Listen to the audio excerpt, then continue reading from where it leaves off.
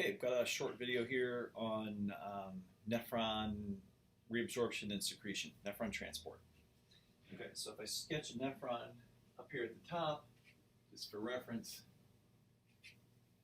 right, again, not anatomically correct. We've got the Bowman's capsule, we've got the PCT, the loop of Henle, the DCT, and the collecting duct. Remember that the early DCT, it does actually return back to the vascular pole of the glomerulus. I could add some vessels here for the glomerulus, right? Afferent and efferent. And so what I'm doing, the next picture I want to draw is if I were to cut through the PCT and then turn it so that we're looking at the end of the nephron tubule itself. And so if I draw, I won't draw all the cells, just draw a couple of them here.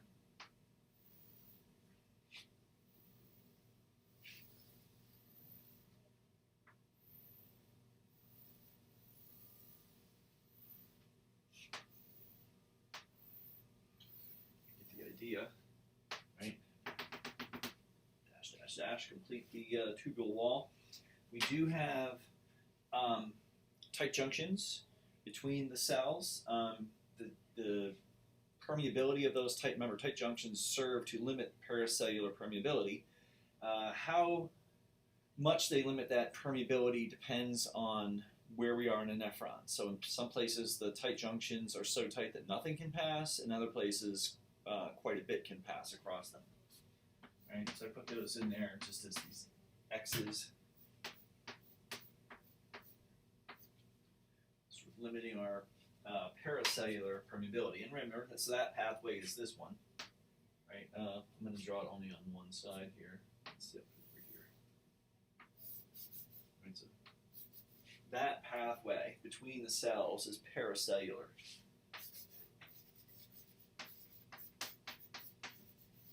Right?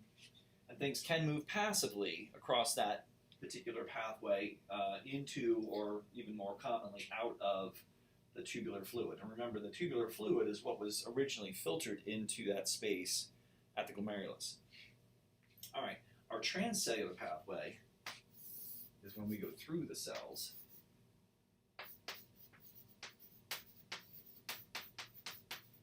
And that is largely for, lots of things pass transcellularly, but for all of the hydrophilic ones, which is most of them, we do need some mechanism of getting across the lipid bilayer, whether that's a transporter, carrier protein of some sort, or a channel. We'll lay out a few of those as we go along here, right? But again, hydrophilic solutes cannot pass passively through the membrane, so they need help in the form of some sort of membrane protein. Okay, so let's start adding our key components of transport, of transcellular transport, but we'll do this in the context of how the PCT does a large portion of its reabsorption, which again is a large portion of reabsorption in the nephron as a whole. About 2/3 of all electrolytes are reabsorbed in the PCT, 100% of the nutrients are reabsorbed, 2/3 of the water going with the solutes. And then also there is some secretion that goes on, especially proton secretion and other toxins and things like that that might need to be eliminated from the body, cleared from the plasma at a greater rate than that which they were filtered. Right? Remember, if something is secreted, then it is excreted at a rate that exceeds its filtration. Right? Secretion adds to what's filtered to enhance excretion. Okay, so let's add what we always find, right? So our first step in reabsorbing pretty much anything is our sodium-potassium pump. Right? And it is, first of all, it's called a pump because it is primary active transport. It is utilizing ATP directly. I can squeeze that in here.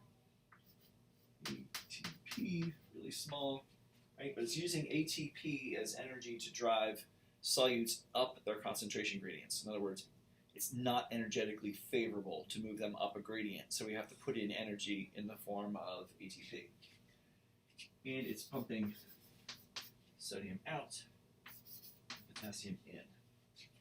Right? So we've just reduced the, and again in all cells, but we've just reduced the cytoplasmic sodium content. Remember, sodium is one of the primary extracellular fluid solutes, right? It is the primary extracellular fluid cation. So we have to dramatically filter it, so we have to dramatically reabsorb it. So we just created a low concentration here, which means there's a gradient inward and a gradient inward. And we're going to utilize the gradient inward from the tubular fluid to allow sodium to passively enter the cell.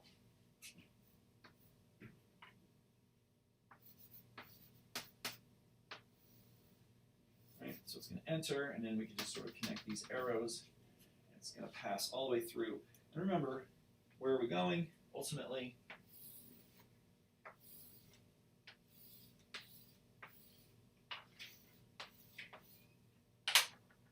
right, we put a red blood cell in there just so we can remember we've got blood flowing through this.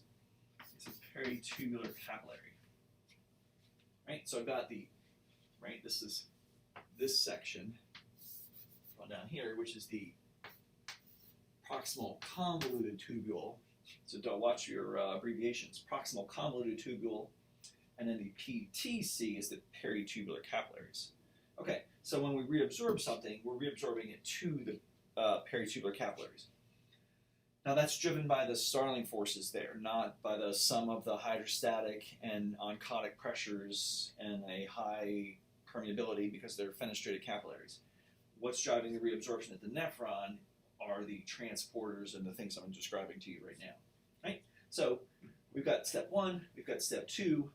So at this point, we've just pulled out sodium from this tubular fluid, which leaves behind the anions sort of unbalanced. Right? We've removed a major cation, and so the anions become sort of unbalanced. It becomes an electronegative fluid. And so if we just sort of draw a bunch of minus signs here, hanging out by themselves now, right? They've been left behind. This has been removed, and so they repel, right? And so we get passive reabsorption of a bunch of electrolytes, anion electrolytes, specifically chloride, bicarbonate. There's a bunch of others, but those are probably the two most important ones.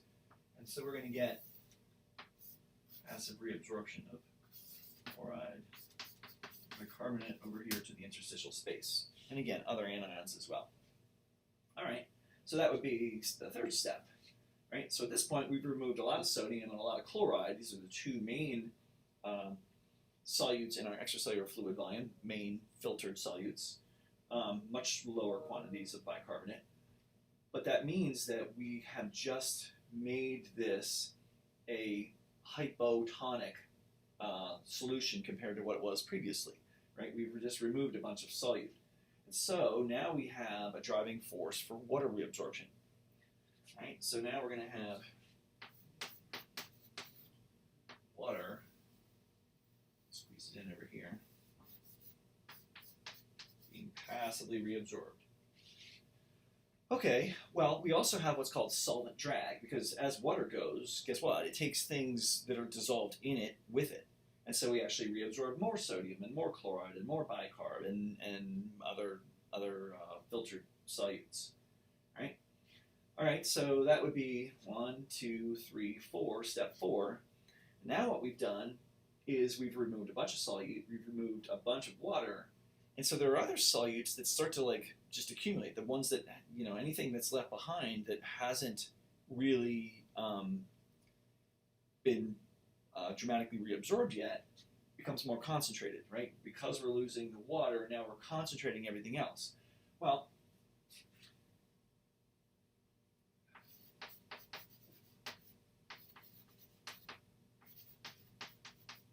so I'm going to say other concentrated solutes here start to be reabsorbed just because their concentration starts to rise. So things like potassium or calcium or urea that might have been sort of left behind have have become more concentrated and now diffuse outward as well, right? I'll go through this paracellular pathway for those.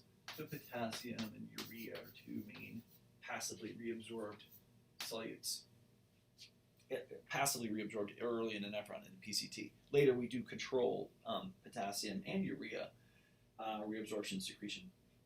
Okay, so that was step 5, right? Well, anything left to do really is to have all of these things that we've reabsorbed driven into the peritubular capillary by the Starling forces there.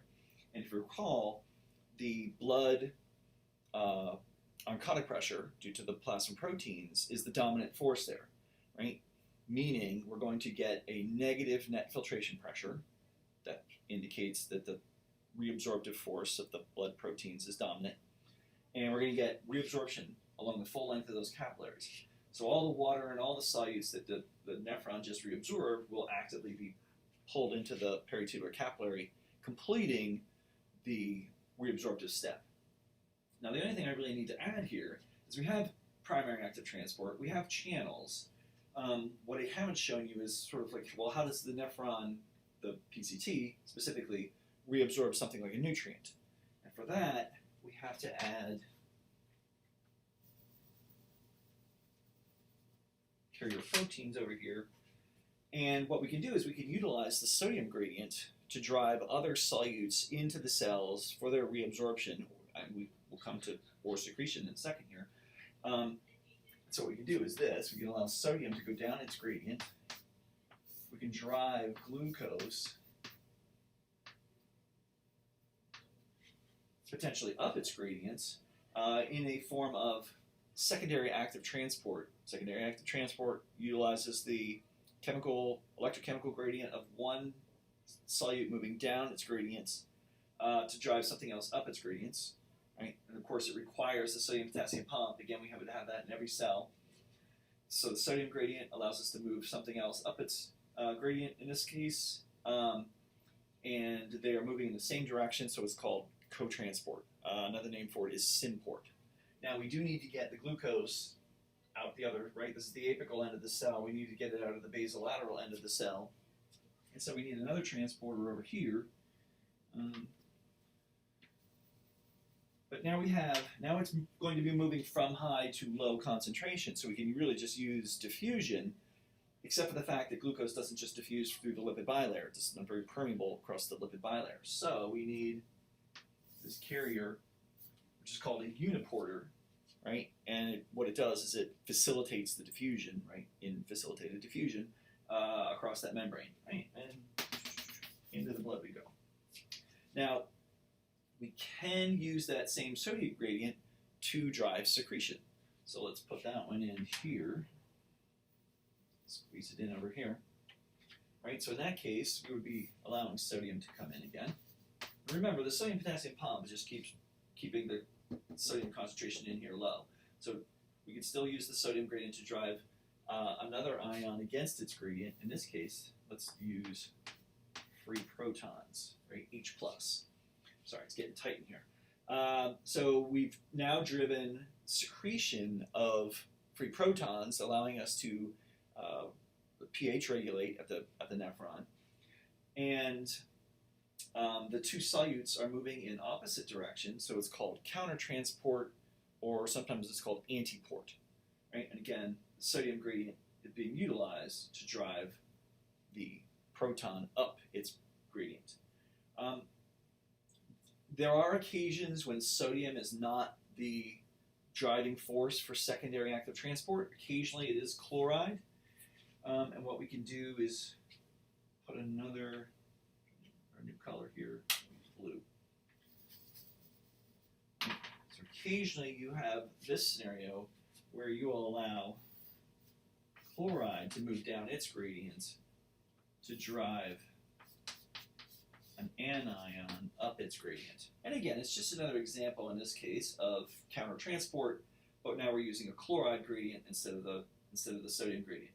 Again, the sodium gradient is the more common source of energy for secondary active transport, so I'm just pointing this out as an alternative to that. In addition, there's not one form of primary active transport. We've seen this one before. It's been a while. But another form of active transport is a calcium ATPase. In other words, a calcium pump. And so that one, now it's not moving two things, it's only moving one thing, but again, it will be moving that item up its concentration gradient, right? Cytoplasmic concentration in calcium is low, extracellular is much higher, and so this would be energetically unfavorable, so we have to use ATP to drive that ion uphill. Okay, I think we've hit primary active transport, secondary active transport, uniport, there are channels, right? All those combine, sort of in a sequence to allow us to reabsorb sodium, the anions, and then water, and then other solutes because they become more concentrated, and then all of them are pulled into the peritular capillaries by the reabsorptive forces there.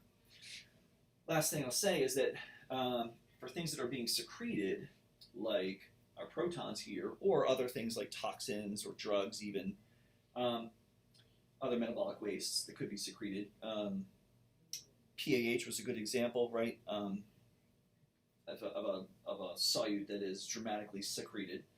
But in that scenario, those substances are being moved from here, right? They were not all of them. The 80% that was not filtered has the potential to be secreted.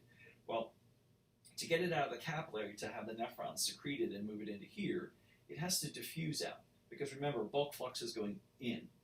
So the only way to get a proton to come out is to have it to diffuse outward. And so as the protons are removed from this space, we would have to have a mechanism of getting them across this membrane too. But as the proton concentration here is reduced, the protons here will diffuse outward and then can be carried secreted into the tubular fluid by the nephron cells.